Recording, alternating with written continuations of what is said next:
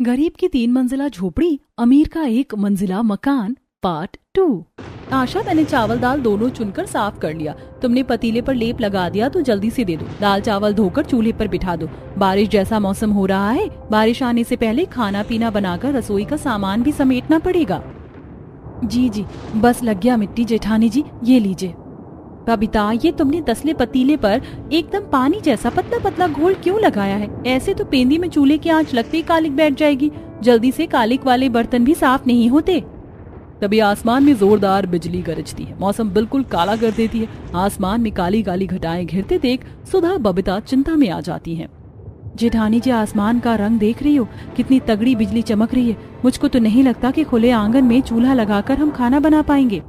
कोई नहीं, जब तक बनता है बना लेते हैं, क्योंकि मकान के अंदर तो चूल्हा लगाकर खाना बनाने में और दिक्कत परेशानी होगी। सुधा बारिश का खराब मौसम होते देख जल्दी से उपले डालकर चूल्हा जलाती है। वहीं अमीर पड़ोसन शांति की बहू मधु अपनी 1 मंजिल के पक्के मकान की बालकनी में बैठी चाय की चुस्की ले रही थी। आज तो सुबह सुबह कितना सुहाना बारिश का मौसम हो रहा है। बालकनी में बैठकर ताजी ताजी हवा खाते हुए गर्मा गर्म चाय पीने का स्पेशल मजा आता है। काश मस्त वाली बारिश आ जाती। मधु अभी बारिश का नाम ही लेती है कि तभी तगड़ी बारिश होने लगती है, जिससे बेचारी गरीब दोनों बहू की खुले आंगन में फैली रसोई का उपले मसाले चूल्हा सब भीगने लगता है। इस बारिश को भी अभी हमारे खाना बनाने के टाइम पर ही आना था। जेठानी जी, अरे फटाफट से चूल्हा बुझा दीजिए। अब घर में ही चूल्हा लगाकर बाकी का खाना पीना बनाना पड़ेगा। तभी सर पर अनाज का कट्टा ओढ़कर शोभा झोपड़ी में से आंगन में आती है, जहाँ दोनों बहू को भीग कर खाना बनाते हुए देखकर उसे बड़ा दुख लगता है। बड़ी बहू, मंजली बहू, कितनी जोर से पीट पीट कर बारिश हो रही है। तुम दोनों ऐसे में खाना पका रही हो, छोड़ दो, रहने दो। माँ जी देखिए ना, दाल चावल ढबकने लग गया है। बस थोड़ी देर में दाल चावल दोनों सीज जाएगा तो सबको अचार लगाकर दाल चावल दे दूंगी। अच्छा ठीक है बहू। आशा बहू, तुम ये गोईठा की टोकरी भीतर लेकर जाओ, नहीं तो भीग कर गीली हो जाएगी। जी माँ जी। आशा जल्दी से आंगन में से उपले की टोकरी उठाकर झोपड़ी के अंदर ले जाती है, जहाँ पहले से ही हौच पौच मची पड़ी थी। दीवार से सटाकर लगे खटिया पर ससुर बैठे हुए थे। तीनों बच्चे एक साइड जमीन पर बोरी बिछाकर बैठकर पढ़ रहे थे। कमरे के बीचों बीच रस्सी बांधी थी, जिस पर सबके कपड़े लदे पड़े थे, और एक कोने में बिस्तर तकिया लद रखा था। सारी की सारी जगह तो पहले से ही सामान से भरी पड़ी है। अब ये उपले की टोकरी कहाँ रख दूं? खटिया के नीचे खाली जगह देखकर आशा उपले की टोकरी वहीं जगह बनाकर रख देती है। तभी ससुर भड़कते हुए, हाँ, सारा का सारा कूड़ा कबाड़ा गोईठा मेरे खटिया के नीचे ही घुसेड़ कर रख देना। जरा सा खाली जगह देखो मत कि सामान से भर दो। अरे तुम बहू का बस चले तो मेरे चांद पर मचान बना के वहाँ भी सामान रख दो। मकान के अंदर से हल्ला गुल्ला मचाते देख घमंडी मधु कान जमाकर शोभा के घर का झगड़ा सुनकर बड़ी खुश होती है। लगता है फिर से गरीब पड़ोसियों के घर में महाभारत चालू हो गई। माँ जी उधर देखिए, शांति आंटी की बहू कितनी ज्यादा खुश हो रही है हमारे घर में लड़ाई देखकर। बहू, इस कलमोही के कलेजे में तो ठंडक मिलती है हमारे घर में झगड़ा फसाद होता देखकर। वो तो मैं इसकी सास के अच्छे आचरण की वजह से छोड़ देती हूँ, वरना इसका कान जमाकर सुनाना छुड़ा दूं। शोभा जानबूझकर तेज तेज की बोलती है, जिससे बालकनी में बैठी मधु को मिर्ची लग जाती है। अरे ये 2 कौड़ी के गरीब लोग झोपड़पट्टी में रहने के बावजूद तेवर तो ऐसे दिखाते हैं। अगर 2-3 मंजिला का पक्का मकान बनवा रखा होता तब तो ये हवा में उड़ते। घमंड में चूर मधु अपनी झोपड़ी के आंगन में खड़ी शोभा को देखकर मुंह ऐंठ कर बालकनी के अंदर चली जाती है, जिससे गुस्से में झल्ला जाती है। 1 मंजिल का पक्का मकान क्या बनवा लिया, बड़े शान में रहती है शांति बहन की बहू। जाने दीजिए माँ जी, और वैसे भी उनके पक्के मकान में उनका परिवार रहते हैं। हमारा गरीब परिवार तो इस कच्ची झोपड़ी के नीचे ही गुजारा कर रहा है। बारिश के मौसम में सहारे की छत तो है। काफी देर तक शोभा पन्नी का फैलाव करके खड़ी रहती है, पर थोड़ा थोड़ा पानी दाल चावल में ही चला जाता है। थोड़ी देर में सुधा दाल चावल तैयार करके अंदर लाकर कोने में रखती है। बाबूजी, खाना बन गया, आपको परोस दूं? अरे बहू, पहले अजीत मनोहर को आ जाने दे, फिर सब लोगों का खाना एक साथ में ही काट देना। तभी बाहर तेज की बिजली कड़कड़ाती है और जोरों की आंधी तूफान उठ जाती है, जिससे उनकी छत पर लगी सूखी फूस उजड़ जाती है, और जहाँ जहाँ छत में छेद हो रखा था उस जगह चूने लगती है। पर बारिश का पानी बच्चों की किताबों पर पड़ जाता है। मम्मी, ये देखो, छत दोबारा से टपकने लग गई और मेरी किताबें भी गीली हो गई। अब हम कहाँ बैठकर पढ़ें? कशिश बेटी, अभी के लिए तुम तीनों अपनी अपनी किताब बंद करके रख दो। जब बारिश छूट जाएगी तब पढ़ लेना। कशिश मुंह फुलाकर किताब बंद कर देती है। क्या मम्मी यार, इस बारिश के चलते हम तीनों बच्चे कभी ठीक से पढ़ नहीं पाते। आपको पता है हमारे पड़ोस में जो रोहन पीहू रहते हैं, उनका 1 मंजिल का पक्का मकान अंदर से कितना अच्छा है, और तो और उनके पढ़ने के लिए स्टडी रूम भी बनवा रखा है। और हमारे पास तो बस ये माचिस के डिब्बे जितना एक ही कमरा है, उसी में रहना, खाना, पीना, सोना सब कुछ करना पड़ता है। कशिश की बातों में जितनी चिड़चिड़ाहट थी, उसकी बातें उतनी ही जायज थी। हालांकि गरीब हरिहर के पास जमीन और जगह की कमी नहीं थी, लेकिन गरीबी में किसी तरह थोड़े पैसे जोड़कर वह केवल परिवार के लिए एक ही कमरा बिठा सके। समय के साथ परिवार बढ़ता चला गया, जिससे अब एक कमरे में सभी को रहन सहन कर पाने में काफी दूभर हो रहा था। लेकिन किसी तरह सब टाइम काट रहे थे। वहीं उनकी झोपड़ी के ठीक सामने अमीर पड़ोसी का 4-5 कमरे का 1 मंजिला वाला पक्का मकान बना था।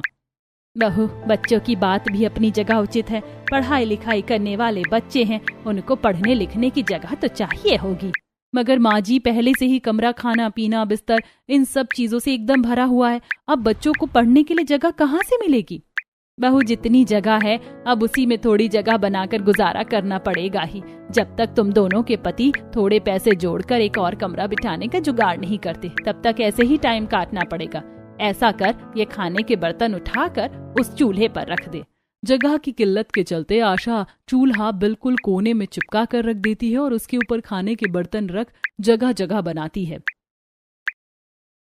कशिश, गोलू बाबू, तुम दोनों थोड़ा सा चटाई इधर सरका लो। यहाँ की छत भी नहीं चू रही और सूखा है, आराम से बैठकर पढ़ लोगे। अरे वाह दादी, आपने तो क्या बढ़िया जुगाड़ बिठाया। चलो कशिश दीदी, जल्दी से चटाई उधर कर लेते हैं। दोनों बच्चे मिलकर चटाई दीवार की दूसरे साइड करके बैठ जाते हैं।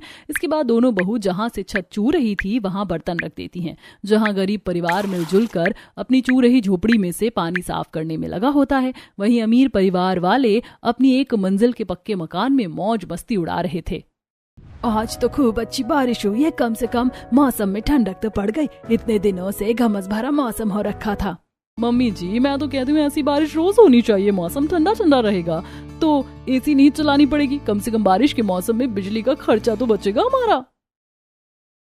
मधु बहू, हर बार केवल अपना नहीं सोचना चाहिए, एक बार जरा हमारे गरीब पड़ोसियों का सोचो। उनका तो घर भी कितना कच्चा है, ज्यादा बारिश होती है तो उनके घर में पानी भी भर जाता है। मम्मी जी, उनकी खराब परिस्थितियों के लिए वो सब खुद ही जिम्मेदार हैं। एक ही कमरे में सब कीड़े मकोड़े की तरह रहते हैं, लेकिन ये नहीं कि थोड़े पैसे जोड़कर छत पक्की करवा कर ऊपर 1-2 मंजिल और बनवा लें। बहू, सबकी परिस्थिति अच्छी नहीं होती। उनके परिवार में खाने वाले कितने जने, कमाने वाले केवल 2 हैं, तो कहाँ से ज्यादा पैसे जुड़ेंगे कि 1 या 2 मंजिल बनवा ले। ये तो भगवान की हम पर दया कृपा है कि हमारे पास ऐसी बारिश के मौसम में खाने के लिए अच्छा खाना और सर पर पक्की छत है, वरना ऐसे बारिश के मौसम में ना जाने कितने हजारों गरीब बेघर भटक रहे होंगे। ओफो मम्मी, हमने हर किसी गरीब का ठेका थोड़ी ले रखा है। वैसे इतनी अच्छी बारिश में बिना पकौड़े के खाए मौसम नहीं जमता। मैं पकौड़ी बनाने जा रही हूँ। पकौड़े बनाने का सुनकर रोहन पीहू अपनी फरमाइश करते हैं। मम्मी मम्मी, मेरे चिकन वाले पकौड़े बनाना, मैं चिकन के पकौड़े खाऊंगा, मुझको बारिश में वही टेस्टी लगता है। और मैं पनीर टिक्का खाऊंगी, साथ में ग्रीन चिली सॉस भी बना देना मेरे लिए। बहू, बाहर तो इतनी जोर की बारिश हो रही है, अब तो बारिश में पनीर चिकन खरीदने जाएगी। रसोई में जो आलू प्याज रखा हो उसी से पकौड़ी लगा दे। मम्मी जी, मुझे बारिश में कुछ भी खरीदने बाहर नहीं जाना पड़ेगा। घर बैठे बैठे ही मैं पनीर चिकन खरीद कर मंगवा लेती हूँ। पर बहू, ये ऑनलाइन वाले जो अलग से पैसे लेते हैं, फिजूल खर्च करने की क्या जरूरत है? मम्मी जी, बस 10-20 रुपए ही तो एक्स्ट्रा लगेगा, और हम कोई झोपड़पट्टी में थोड़ी रहते हैं जो जरा से पैसों के लिए इतना सोचे। घमंड में चूर मधु ऑनलाइन चिकन पनीर ऑर्डर कर देती है और अपनी पक्की चौखट पर आकर डिलीवरी लेने के लिए खड़ी हो जाती है, जहां कच्चा रोड सड़क होने के चलते पूरी गली में बारिश का गंदा पानी भर चुका था। और क्योंकि रोड ऊंची बन जाने के चलते गरीब परिवार की कच्ची झोपड़ी की जमीन नीचे हो चुकी थी, इसलिए उनकी चौखट से गंदा पानी उफन कर घर में घुस रहा था। जेठानी जी, ये गंदा पानी कितनी तेजी से चौखट के अंदर भर रहा है, इसे कैसे रोकें? सच में भाभी, जितने का हम बाल्टी भर भर कर पानी घर से बाहर निकाल रहे हैं, उससे ज्यादा तो घर में ही भरता जा रहा है। पर आशा, कविता, हमारे पास पानी निकालने के सिवा कोई और चारा भी तो नहीं है। तभी गंदे पानी में से बास मारने के चलते सब नाक बंद कर लेते हैं। ची मम्मा मम्मा, गंदी बदबू आ रही है पानी में। छे मुन्नी बिटिया, ये पानी गंदा है, इसमें पैर क्यों डाल रही हो? जाकर ऊपर बैठ जा। आजा मेरी प्यारी दुलारी पोती, दादी की गोदी में आजा। शोभा बच्ची को गोद में बिठा लेती है। अब देखते देखते गंदे पानी के साथ घर में कचरा भी भर जाता है, जिसे देखकर मधु उनके खराब हालत का ठट्ठा उड़ाती है। अब बेचारे मेरे गरीब झोपड़ी वाले पड़ोसियों के घर में तो आज गंदे पानी का नाला बह रहा है। चलो अच्छा मेरे पास रहने के लिए पक्का मकान है। ज्यादा अपने पक्के मकान पर घमंड मत खाओ मधु, हमारे पति भी बहुत जल्द हमारे रहने के लिए अच्छा घर बनाएंगे। कच्चे मन से ऐसा कहते आशा की आंखों से आंसू छलक जाते हैं। तभी मधु अपने एक मंजिल के पक्के मकान पर ऐठ दिखाते हुए, हाँ पल्ले नहीं दाने, अम्मा चली पकाने। अगर तुम्हारी औकात है तो एक कमरा भी बनवा कर दिखा दो। मेरी तरह एक मंजिल का पक्का मकान बनवाने में लाखों का खर्चा लगाना तुम जैसे नमक रोटी खाने वालों की बस की नहीं है। मधु की चुनौती से सुधा को बहुत ठेस पहुंचती है। मधु, तुम्हारे पास रहने के लिए एक मंजिल का पक्का मकान है, बहुत अच्छी बात है, लेकिन तुम्हें हमारे ऊपर ताना कसने का कोई अधिकार नहीं, क्योंकि हम अपनी जगह जमीन में बसे हुए हैं। और रही बात नमक रोटी खाने की, तो हम रूखा सूखा खाकर अपने घर में रहते हैं, किसी के यहाँ मांगने नहीं जाते, न लालच करते हैं। सुधा कविता का मुंह तोड़ घमंडी मधु के मुंह पर ताला लग चुका था। तभी डिलीवरी वाला आता है। रोड पर पानी भरे होने के चलते उसके टायर से छींटे मधु के मुंह पर लग जाते हैं। छी छी, अरे तुम आराम से नहीं चला सकते थे, पूरे कपड़े खराब कर दिए। सॉरी मैडम जी, लेकिन आपकी गली में इतना पानी लगा हुआ है कि रोड का पता ही नहीं चल पा रहा है। जेठानी जी, कविता जरा पक्के मकान में रहने वाली पड़ोसन का मुंह तो देखो, कितना जच रहा है कीचड़ से। भाभी जो दूसरों को परेशानी और दुख में देखकर खुश होते हैं ना, उनका मुंह इसी तरह से काला हो जाता है। मधु गुस्से में दांत पीस लेती है। क्यों पर्सन आंटी, दाग अच्छे होते हैं, ये लो सर्फ एक्सेल का इजी वॉश आपके चेहरे को चकाचक कर देगा। 2 कौड़ी का मैंगो का टिंकू मेरा मजाक उड़ाता है। किसी तरह अपने गुस्से पर काबू रखकर मधु अंदर जाकर कपड़े बदलती है। कुछ देर बरसने के बाद बारिश छूट जाती है। दोनों बहुएं घर से सारा पानी पोछे से निचोड़कर घर से बाहर निकालती है। तभी दोनों के पति भी गीले होकर घर आते हैं। उनके कपड़े पर सीमेंट चढ़ी हुई थी, क्योंकि दोनों मकान बनवाने में राजमिस्त्री का काम करते थे, जिससे उनके गरीब परिवार की रोजी रोटी चलती थी। मनोहर राशन और दूध की थैली आशा को देता है। बस आप दोनों भाई सारी जिंदगी दूसरों का ही मकान बनवाते रहना। अरे क्या फायदा आप दोनों भाई के राजमिस्त्री होने का, जो आप लोगों से एक छत भी पक्की नहीं बन पा रही है। सारा दिन पानी साफ करते करते गुजर गया। आग लगे ऐसे काम और कमाई में जिससे थोड़े पैसे जोड़कर आप 1-2 मंजिल भी ऊपर नहीं बनवा सकते। हाँ, जैसे कि हम दोनों भाई के पास तो पैसे का पेड़ लगा है। एक दिन बारिश के मौसम में हमारी जितनी मेहनत करके देखो, पता चल जाएगा कौन सा जौ का खेत होता है। एक पक्का कमरा बनाने में भी 50,000 से 1 लाख रुपए का खर्च बैठ जाता है। ये तो गनीमत है कि बारिश के मौसम में हम दोनों भाई किसी तरह आप सबका पेट भरवा रहे हैं, वरना बाकी लेबर वाले तो पूरा दिन बेचारे रोड पर बैठे बैठे निकाल रहे हैं। काम के लिए इतनी मारामारी छाई है। बहू, तुम दोनों भी क्या आते आते किस लिए शुरू हो गई? जब नसीब में लिखा होगा तो बन जाएगा हमारा भी पक्का मकान, वरना ऐसा तो है नहीं कि हम बारिश में भीग रहे हैं। सिर पर सहारे की छत तो है। हाँ, तो तुम तो बेटों का ही पक्ष खींचोगे। बैठे बैठे पका पकाया खाने को मिल जाता है। पता है आज बहू ने कितनी मुश्किल से खाना तैयार किया, बारिश में भीगकर। कब तक इस कमरे में टाइम काटेंगे? तुम दोनों तो बाल बच्चेदार वाले हो गए हो। कल को बच्चों को भी रहने के लिए कमरा चाहिए, और खाना पीना बनाने के लिए एक रसोई भी तो अलग से होनी चाहिए। ज्यादा नहीं तो ये चौखट ऊंची करवा दो और छत पक्की करवा के एक छोटी मोटी रसोई बिठा दो। ठीक है माँ, हम करते हैं कुछ। तब आशा जैसे ही चाय बनाने चलती है तो देखती है कि रसोड़े की छत भी चूने के चलते ढोंगा में रखी चीनी सील कर खराब हो चुकी थी। इसी तरह से कच्ची झोपड़ी में गरीब परिवार वालों का संघर्ष कट रहा था, जबकि अमीर परिवार का 1 मंजिल वाले पक्के मकान में अच्छी गुजर रही थी। समय गुजरता है। लगातार 3-4 दिन बारिश होने के चलते दोनों बहू कपड़े सूखने को लेकर परेशान सी हो जाती हैं। तभी गीले कपड़ों की महक पूरे घर में भर जाती है, जिस पर ससुर नाक से कोड़ते हैं। ये संडास जैसी महक किस चीज की आ रही है घर में से? बहू, मुझको भी बड़ी खराब सी बदबू आ रही, कुछ सड़ गया है क्या? माँ जी पिछले 2 दिन के कपड़े धोकर बाल्टी में ही रखे हुए, बारिश भी बंद नहीं हो रही है कि सूखने को डाल दे। अरे बहू, तो घर में ही रस्सी लगाकर पसार दो। बरसातें लगने पर तो कपड़े सुखाने की दिक्कत परेशानी तो होती ही है। ज्यादा टाइम तक कपड़े ऐसे रहेंगे तो कपड़े में चित्ती लग जाएगी। दोनों बहू कपड़े सुखाने के लिए जैसे ही दीवार में कील ठोकने लगती हैं, तभी दीवार में दरार आ जाती है और बहुत सारी मिट्टी झड़ने लग जाती है। हाँ, तोड़ डालना दीवार को भी बहुओं। और तुम भी बड़ी दिमागदार हो, भाग्यवान, जबकि तुम्हें पता है पुराने जड़ का मकान है, तभी घर में कपड़े सुखाना है। इतने में बारिश बंद हो जाती है और हल्की हल्की धूप भी खिल जाती है। मम्मी चाची देखो, बाहर धूप निकल गई। चलो आशा, बाहर चलकर कपड़े सुखाने को डाल देते हैं। दोनों बहू बाल्टी में डालकर कपड़े बाहर लाती हैं, जहां वो देखती हैं कि लगातार 3-4 दिन के बारिश का पानी भरने से उनका कच्ची मिट्टी का आंगन किसी दलदल की तरह बना हुआ था। वहीं नितिन और उसका पिता अपने पक्के मकान की बालकनी में कसरत कर रहे थे। बहू अपने पक्के मंजिल वाली छत पर चढ़कर कपड़े सुखा रही थी। जेठानी जी, आंगन में तो 3-4 दिन का पानी इकट्ठा हो रखा है, काई सी जम रखी है। सही कहा, ऊपर से हमारे पड़ोसी का ये 1 मंजिल वाला पक्का मकान बिल्कुल हमारे घर के सामने पड़ जाता है। आंगन की सारी धूप घेर लेता है। अगर हमारे पास भी छत होती तो कपड़े सुखाने के लिए सोचना नहीं पड़ता। दोनों को परेशान होते देख हरीश बालकनी से कहता है, अरे बहू, ऐसा करो, तुम दोनों मेरी छत पर आकर कपड़े सुखाओ, वैसे भी छत खाली पड़ी है। जेठानी जी, चलिए फटाफट से चलकर कपड़े डाल देंगे, सूख जाएंगे तो उठा लाएंगे। वैसे भी बारिश के मौसम का कोई भरोसा नहीं। रुको, मैं अंदर से थोड़े और कपड़े लेके आती हूँ। सुधा बाकी का बचा कुचा कपड़ा लेने अंदर जाती है। अरे बहू, इतना सारा कपड़ा लत्ता कहाँ पर डालेगी ले जाकर?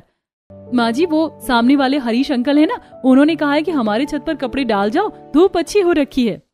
अच्छा बहू, ऐसा करिए अचार के डिब्बे भी ले जा, थोड़ा धूप लग जाएगी, कहीं बरसात लगने से खराब ना हो जाए। अब दोनों बहू अचार और कपड़े लेकर सूखने के लिए जीना चढ़कर पहली मंजिल पर आती हैं, जहाँ शांति सोफे पर बैठी थी। आंटी जी, वो थोड़े कपड़े सुखाने थे। बहू देखो, सामने से सीढ़ी जा रही, वहीं से ऊपर चली जाओ और जाकर सुखा लो। जैसे दोनों छत पर कपड़े अचार डालने लेकर आती हैं तो मधु किलस जाती है। तुम दोनों की हिम्मत कैसे हुई बिना परमिशन के मेरे यहाँ आने की? तभी पीछे से नितिन आ जाता है। मधु, तो क्या हो गया? सुधा भाभी, आशा भाभी हमारी पड़ोसन है और वैसे भी छत खाली पड़ी है, थोड़ा सा उन्हें कपड़े अचार सुखा लेने दो। अमीर परिवार में सभी का आचरण बहुत ही अच्छा था, मगर मधु तो थी घमंडी। खास करके गरीबों से वो बोलचाल रखना भी पसंद नहीं करती। दोनों बहू कपड़े सुखाकर चली जाती है। वहीं दूसरी तरफ धूप निकलने पर शोभा इधर उधर से ईंट उठा करके ले आती है और मिट्टी गोबर का घोल बनाकर चौखट जोड़कर ऊंचा करती है। माँ, तुम ये क्या कर रही हो? बिटिया, इधर उधर से थोड़ी ईंट उठा कर ले आई हूँ, चौखट जोड़कर थोड़ी ऊंची कर दूंगी तो बारिश का पानी घर में नहीं घुसेगा। बेचारी दोनों बहू को कितनी परेशानी झेलनी पड़ती है। माँ, तुम बिल्कुल सही कह रही हो। ये तो बड़ी भाभी छोटी भाभी ने ऐसी गरीबी देखकर भी अपना घर परिवार जोड़ लिया, वरना कोई अमीर घर की होती तो इस झोपड़ी में गुजारा नहीं कर पाती। लगभग 2-4 घंटे के बाद एक बार फिर से आसमान भयंकर काला कर देता है और तगड़ी बारिश चालू हो जाती है। तभी जलनखोर मधु छत पर जाकर कपड़े गिराकर सैंडल से मसल देती है। बड़ी आई थी मेरे पक्के मकान की छत पर कपड़े सुखाने वाली, ससुराल मेरा और सुख ये करेंगी। हाँ। इतने में सुधा आशा कपड़े उठाने आकर ऐसा करते देख लेती है। तुमने कितनी मेहनत से कपड़े सुखाए थे, लेकिन इतनी तगड़ी आंधी तूफान है ना, तुम्हारे कपड़े गिरकर खराब हो गए। मधु, हमें नहीं पता था कि तुम इतने हद तक नीचे गिर जाओगी। अगर तुम्हें हमारे कपड़े सुखाने से दिक्कत थी तो सुबह ही कह देती। इंसान की जितनी चादर हो उतने में ही पैर फैलाने चाहिए। आइंदा से मेरे यहाँ मुंह उठाकर कुछ भी सुखाने मत आना। गलती हमारी है मधु, पड़ोसी समझकर हम तुम्हारे यहाँ कपड़े सुखाने आ गए, इसीलिए तुम हमें नीचा दिखा रही हो। मगर याद रखना, घर मकान होने का इतना घमंड रखना ठीक नहीं। टूटे मन से दोनों बहुएं कपड़े लेकर घर आती हैं, जहां बारिश के पानी से चौखट का जुड़ाव टूट जाता है और अबोट के साथ दीवार की दरार से भी पानी आने लगता है, जिससे शोभा दुख से भर जाती है। जहाँ तहाँ से ईंट लाकर मैंने चौखट जोड़कर ऊंची करी थी, एक दिन भी इस बरसात से नहीं टिकी। माँ, बरसात भी तो इतनी तेज की हो रही है तो मिट्टी तो गलेगी ही। तभी मौसम और भी ज्यादा खराब हो जाता है और जोर जोर की बिजली चमकने के साथ चक्रवाती आंधी तूफान उठ जाता है। छत से मिट्टी का ढेला उखड़ के गिरने लगता है। एक टुकड़ा मुनिया को लग जाता है। मम्मी। मुनिया मेरी बच्ची, हे भगवान, कितना खून निकल रहा है मेरी बच्ची का।